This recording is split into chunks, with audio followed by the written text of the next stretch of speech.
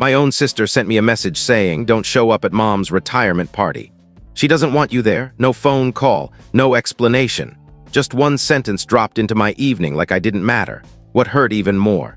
My father reacted to the text with a like. So I didn't argue. I didn't plead. I replied with a single word, calm and detached, and quietly stopped covering the cost of the venue. 7 days later, the celebration they planned without me began to unravel.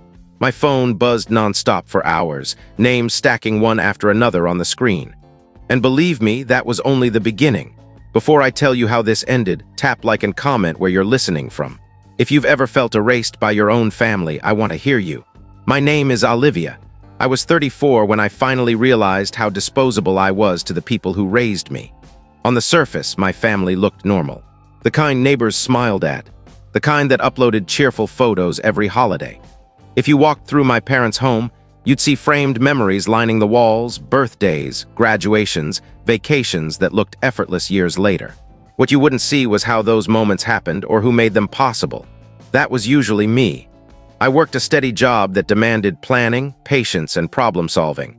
Somewhere along the way, those skills quietly bled from my career into my family life. I became the one who arranged things, paid for things, smoothed over issues. I didn't announce it. I didn't keep track. I just did it because someone had to. My mother liked things done right. My father preferred everything calm. And my younger sister, well, she liked being the center of attention. She was loud, charming, the one whose mistakes were always excused as pressure or passion or someone else's fault. Growing up, if something broke, I was asked why I hadn't been more careful. If she broke it, everyone laughed and moved on. That pattern never really disappeared. It just wore better clothes. When my mom said she was retiring, everyone talked about how meaningful it was, decades of work, a milestone she deserved to enjoy. My sister talked about how extravagant it should be. My dad talked about not making it complicated, and somehow, without a discussion or a plan, the responsibility landed on me. At first, I didn't mind. I chose a venue that felt inviting, not flashy. I coordinated food, the kind my mom actually enjoyed, not just what looked good in photos. I handled payments quietly, like I always did. Bills were just figures to me, problems that could be solved. I didn't expect gratitude. I never really did. What I did expect was to be included. There was an image I kept returning to as I planned everything. An old, slightly worn photograph. My mom and me in the kitchen when I was little. She was laughing, mid-twirl, apron crooked. I was holding her hands, unsteady, smiling like nothing could ever go wrong. I clung to that image more than I realized. Maybe part of me believed this party could reconnect us to that version of each other. The night my sister sent that text, all of that cracked, not shattered, cracked. Because when someone tells you not to attend a celebration you created, it forces a question you've been avoiding your entire life. Was I family or just convenient? That question stayed with me long after I put my phone down and followed me through the days that came after. The message arrived late, the kind of hour when nothing good ever comes through. I was home, shoes kicked near the door, the room lit by a single lamp I'd forgot to turn off. My phone buzzed once on the table. I didn't rush to check it. I rarely did anymore. Most nights it was just noise, group chats. Muted reminders I already knew by heart. Then I saw my sister's name. The text was brief, no greeting, no cushioning. "Don't come to mom's retirement party. She doesn't want you there." I stared at the screen longer than I'd like to admit. Long enough for my mind to search for context that didn't exist. A joke, a misunderstanding, anything that made it make sense. My sister had always been blunt, but this wasn't blunt. It was precise. Before I could respond, another line appeared. Dad liked the message. That small detail hurt more than the words. My father had always claimed neutrality. He believed staying silent was the same as being kind. Growing up, he'd sit quietly while conflicts unfolded, offering nothing that might disturb the balance. I used to think that made him fair. Now I understood it made him comfortable letting others take the damage. I put my phone down. My chest tightened, not with panic, but with something colder. The kind of clarity that arrives when denial finally gives up. I didn't cry. I didn't pace. I didn't draft a long message defending myself. I typed one word, cool, that was it.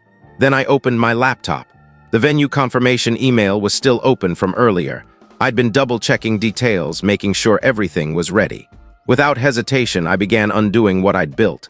One cancellation at a time, each click quiet and final. The kind of efficiency I was known for. The payments didn't resist. The bills didn't argue. They vanished one by one, like they'd never belonged there. What surprised me most was how calm I felt. The next morning, I waited for something, an apology, a call, even an awkward explanation. None came. The silence stretched through the day and into the next. It was the kind of silence that answers questions without saying anything. They weren't confused. They weren't conflicted. They simply assumed I'd fall back into place. A few days later, messages trickled in. My sister accusing me of overreacting. My mom asking why nothing was progressing. No one asked how I felt. No one acknowledged what had been said to me. They spoke as if the problem wasn't their behavior, but that I'd stopped fixing things. That's when the shift happened. Not dramatic, not sudden, just a quiet realization settling deep in my chest. If I kept stepping into the role they assigned me, this cycle would never end. There would always be another event, another expense, another boundary crossed and excused as family. And for the first time, I didn't rush to close the distance. I let it remain because something told me this wasn't the worst thing they'd do. And I was right. The day of the party arrived without ceremony. I woke early out of habit, my body still wired to manage problems that were no longer mine. For a moment, I reached for my phone, then stopped. There was nothing to check. No schedules, no last-minute rescues. Instead of driving toward my parents' house, I went the opposite direction. I spent the morning in a quiet part of the city, somewhere neutral where no one knew my last name. The air felt lighter, like I was borrowing a life that didn't expect anything from me. My phone stayed face down on the table. I didn't need to look to know what was happening. I could imagine it clearly. Guests arriving confused, my sister scrambling, my mom smiling too tightly, pretending this was exactly what she wanted. The kind of disorder that appears when the person holding everything together quietly steps away. Mid-afternoon, a message came from a cousin. No explanation, just a photo. The celebration had been moved to the garage, folding chairs unevenly lined. A banner sagged against the wall, letters curling as if they'd lost interest halfway through. Half the guests I'd personally followed up with weren't there, probably assuming it had been canceled.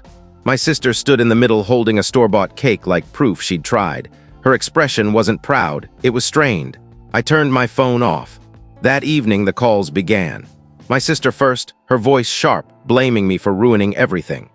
My mom next, demanding answers as if confusion had suddenly become her language. Even my dad called once, leaving a voicemail that said much without actually saying anything. No one asked why I'd been hurt. They only wanted to know why things weren't working. A few days later, my sister texted as if nothing had happened. A family dinner was planned. I needed to stop being childish. Come back, fix it. I didn't respond. Not long after, I had a work trip scheduled just a few days away. Against my instincts, I asked my parents if they could watch my dog while I was gone. He loved their yard. I told myself it was temporary, controlled, safe. When I returned, something felt wrong immediately. No barking, no nails tapping the floor, no familiar weight pressing against my legs. My mom opened the door alone. She avoided my eyes. "He's gone," she said. For a moment, I thought she meant he'd escaped, that something terrible had happened. My chest tightened. Then she added casually, "Your sister handled it." The words didn't sit right. Handled it. How? She sighed, already annoyed. She found him a new home, someone who needed him more. That was when everything changed. This wasn't about a party anymore. This wasn't about feelings or miscommunication. They hadn't just erased me. They crossed a line, one they couldn't undo. And for the first time, I wasn't thinking about keeping the peace. I was thinking about protecting myself.